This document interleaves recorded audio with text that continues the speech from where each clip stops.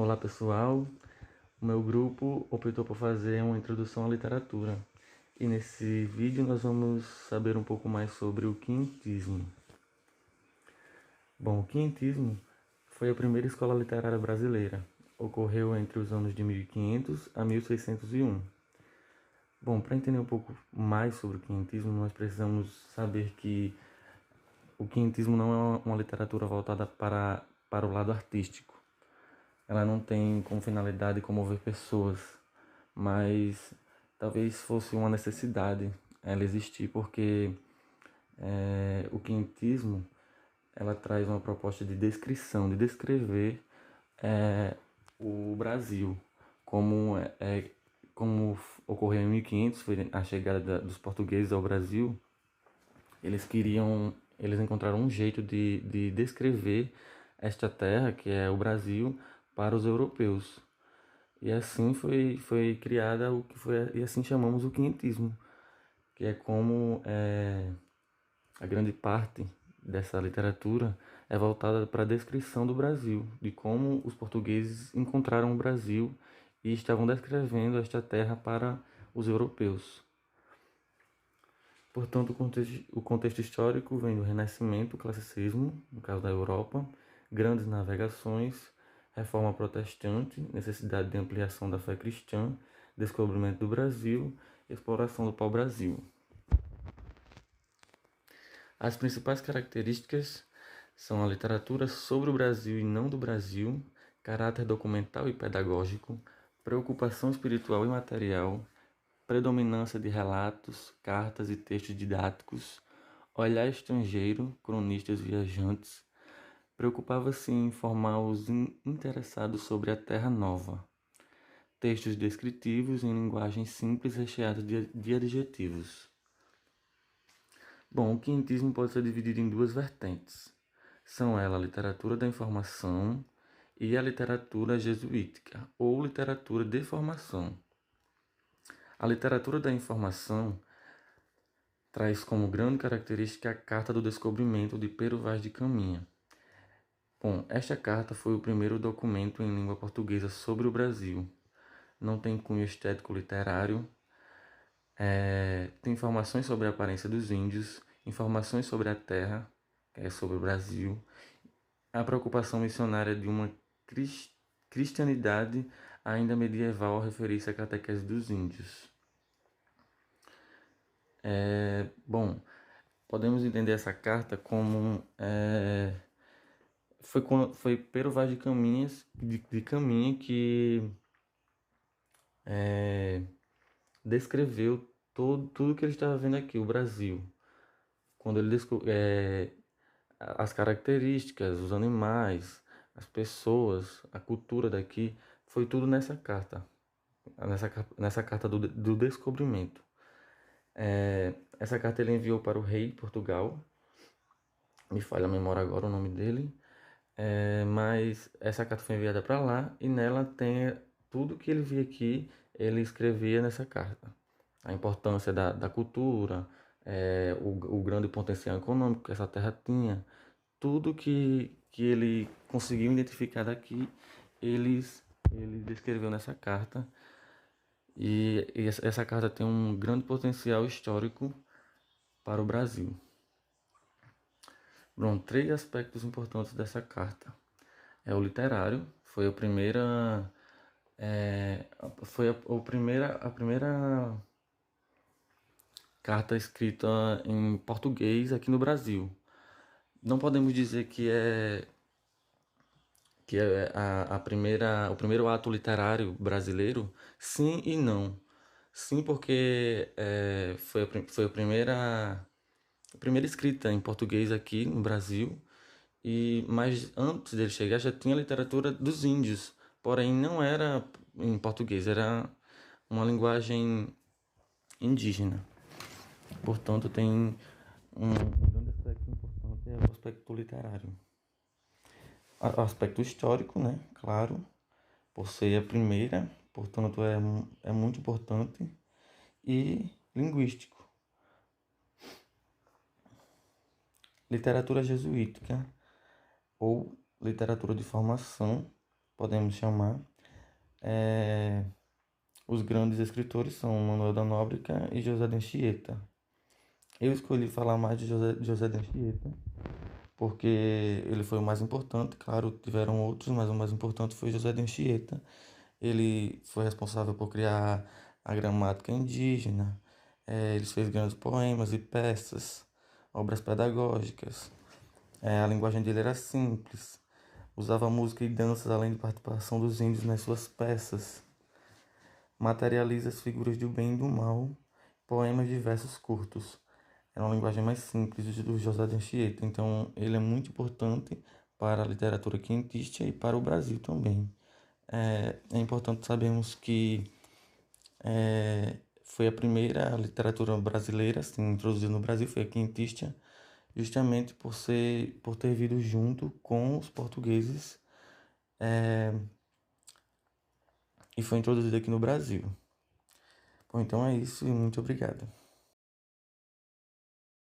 Bom, pessoal, então agora vamos entender um pouco sobre a literatura barroca.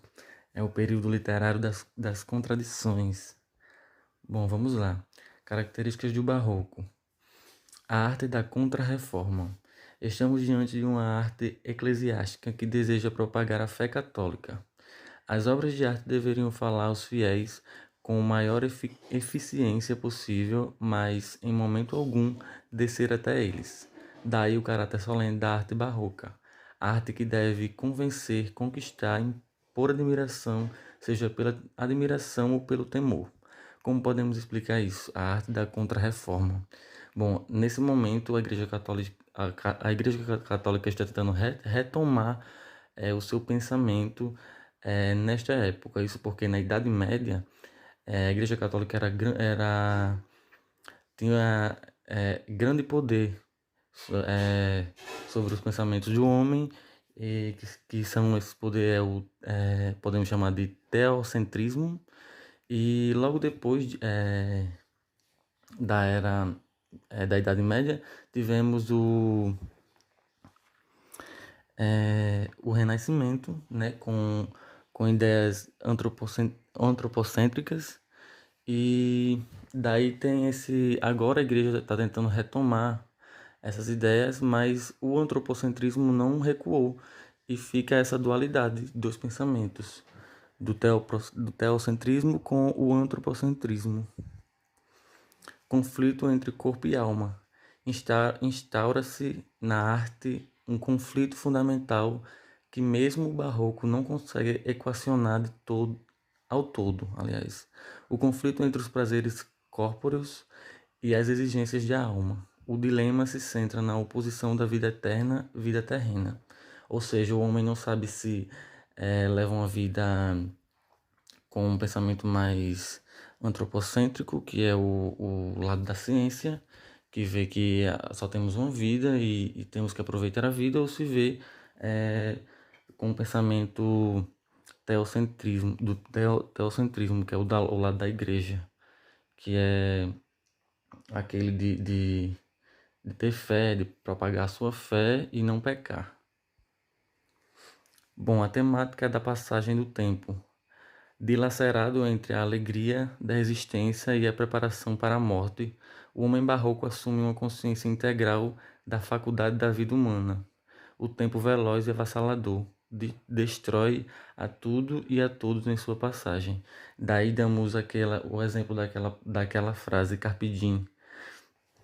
Aproveite a vida, aproveite o seu dia, aproveite o máximo. É isso que a temática da passagem de tempo quer dizer. Forma tumultuosa, se a harmonia formal dos clássicos correspondia a uma harmonia anterior, durante o período barroco a forma é conturbada, traduzindo a oposição entre os princípios renascentistas e a ética cristã, entre a modernidade e a tradição medieval.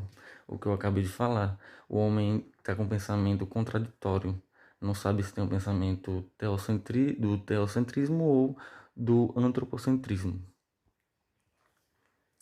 A linguagem do barroco. A linguagem do barroco é provocadora e rebelde. Ela retrata a inquietação, a inconformidade do homem e o seu conflito do corpo e da alma, da razão e da fé, dualismo e contradição.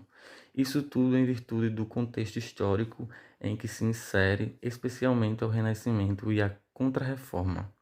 As figuras de linguagem são particularmente exploradas na escola literária do Barroco, que predominou no século XVII. Bom, também podemos falar também, já que uma arte literária, podemos falar que o cultismo e o conceptismo estão ligados diretamente com o barroco. Bom, o cultismo é a parte concreta da poesia. Trata-se da escolha das palavras com as quais o poeta trabalhará o seu texto literário e a maneira como ele colocará essas palavras dentro da obra. Bom, cultismo é o conjunto de palavras, é o texto que ele produz. Conceptismo é o conceito, é a parte abstrata da poesia, é a concepção, a ideia, a interpretação que o leitor faz a partir do jogo das palavras dentro do texto e a consequente mensagem passada pelo escritor. Bom, a literatura barroca, ela faz uso de muitas figuras de linguagem. Eu separei essas duas, que eu acho as mais importantes, que é a antítese. Por meio dessa figura de linguagem, o autor demonstra a diferença que ele percebe dos acontecimentos. Vamos observar no exemplo redigido por Manuel Botelho de Oliveira. Vista por fora é pouco espetecida, porque aos olhos por feia é parecida. Porém dentro habitada é muito bela, muito desejada, é como a concha tosca e deslutrosa, que dentro cria pérola formosa. Bom, é a proximidade dos opostos. A antítese traz consigo essa característica. É a proximidade dos opostos, que é a arte do barroco é isso. É como se fosse dois pensamentos opostos um do outro, caminhando juntos. Bom, e a outra figura que eu trouxe é o paradoxo. No paradoxo, o autor junta as ideias contrárias em apenas um pensamento. É feito o uso de frases contraditórias. Confira o exemplo do trecho de Gregório de Matos. Ardor em firme coração nascido, pranto por belos olhos derramado, incêndio em mares de água disfarçado, rio de neve em fogo convertido. Bom, enquanto a antítese aproxima os opostos, o paradoxo ela junta os opostos. A característica dela é juntar os opostos, que no caso é o pensamento barroco. Escritores do barroco, separei Padre Antônio Vieira. Português, o Padre Antônio Vieira escreveu muitos sermões que ficaram marcados na literatura por suas mensagens conceptivas. Viveu sua vida entre a metrópole Portugal e a colônia Brasil. Por isso, até hoje é estudado pelas duas literaturas como um dos maiores representantes barrocos. Suas obras são Sermão da Sexagésima, Sermão das Boas Armas de Portugal, contra as de Holanda, Sermão aos Peixes. Sua obra compreende mais de 200 sermões, sempre longos e bem elaborados, de fundo catequético. Bom, e o mais importante que é dos escritores barrocos é Gregório de Matos Guerra. Soteropolitano é considerado o nosso primeiro grande escritor. Com sua linguagem pouco ortodoxa para a época, ganhou a alcunha de Boca do Inferno por não respeitar nem os poderosos da Bahia nem o clero. Sua produção literária é vastíssima e contraditória. Tinha poesias líricas, tratavam do amor e da natureza do mundo, poesias religiosas, tratavam de Deus, de Cristo e dos santos, mas não da igreja, e as poesias satíricas que lhe valeram a alcunha pela ridicularização da sociedade. Bom, então é isso que eu tenho para falar do barroco. Muito obrigado pela atenção. Bom, pessoal, agora vamos mudar completamente de estilo literário. Vamos passar do barroco para o arcadismo, que é um estilo completamente diferente do barroco. Vamos entender agora o porquê. Bom, o período arcade iniciou-se no ano de 1768 e foi até o ano de 1836 e tem como centro cultural mais importante a região das cidades históricas de Minas Gerais. Muitos daqueles que participaram das Arcádias brasileiras haviam passado pela Universidade de Coimbra e haviam mantido contato com grandes iluministas europeus. Bom, O homem árcade, o pensamento arcadista, ele, diferentemente do barroco, ele escolhe entre a fé e a razão, ele prefere ficar com a razão. Entre a religião e a ciência, ele vai pelo lado da ciência. É um pensamento mais iluminista, mais racional. O grupo que no Brasil produzia literatura e ciência era basicamente o mesmo grupo de oposição política ao regime português. Os iluministas europeus pregavam a racionalidade, e essa característica foi fundamental para os inconfidentes mineiros. Bom, características do arcadismo. Imitação da natureza. Ao contrário do barroco, que é urbano, o arcadismo propõe um retorno à ordem natural, como na literatura clássica, na medida em que a natureza adquire um sentido de simplicidade, harmonia e verdade. O bucolismo se torna um imperativo literário e o poeta imita a natureza em sua serenidade. A literatura pastoril não surge da vivência direta com a natureza. Uma distância enorme separa os pastores reais dos árcades, que procuram no campo o esquecimento de suas frustrações de homens citadinos. Bom, arcadismo vem de uma cidade chamada Arcádia da Grécia. Bom, por isso os escritores árcades, eles buscam um pseudônimo diferente de seu nome. É como se eles fingissem ser pastores da Grécia Antiga. E por isso eles inventavam um nome diferente, um pseudônimo diferente na hora de escrever seus textos literários. Imitação dos clássicos. Processa-se no período Árcade um retorno às fontes clássicas. O escritor arcadista é preocupado em ser simples, racional e inteligente. E para se atingir esses requisitos, exigia-se a imitação dos autores da antiguidade, principalmente os pastoris.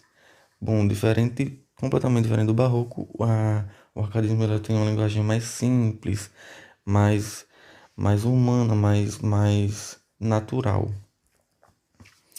A ausência da subjetividade, a constante utilização de imagens clássicas tradicionais sedimenta uma poesia despersonalizada. O escritor adota um pseudônimo pastoril. A renúncia à subjetividade faz parte do decoro e da dignidade. O poeta deve expressar sentimentos comuns sem o exagero barroco. O amor perde o conteúdo passional.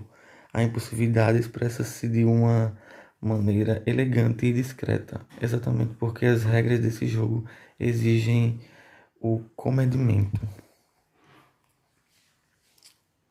Bom, as características literárias. Carpe diem literalmente significa aproveite a vida. Para o poeta Arcade, nossa experiência é curta demais para ser desperdiçada. É necessário vivê-la intensamente, aproveitando tudo que a vida pode oferecer de melhor. Fugere urbem significa fuga da cidade. A natureza é o cenário ideal para que o poeta Arcade escreva seus textos bucólicos. A cidade não apresenta nenhuma qualidade ideal, já que é um ambiente que oprime e sufoca o poeta. Pseudônimos. Os poetas árcades assinam suas obras com pseudônimos de pastores gregos da região grega da Arcádia. Esta é uma característica não só do período árcade brasileiro, mas do mundo inteiro. Bom, e aqui estão os principais autores do arcadismo brasileiro: Thomas Antônio Gonzaga, Cláudio Manuel da Costa, Basílio da Gama e Santa Rita Durão.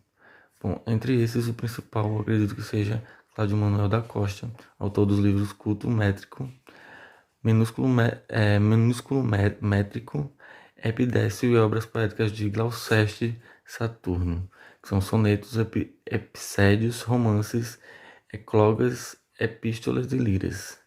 Bom, então foi isso, pessoal. Isso foi um pouco do arcadismo brasileiro. Espero que tenham gostado e muito obrigado.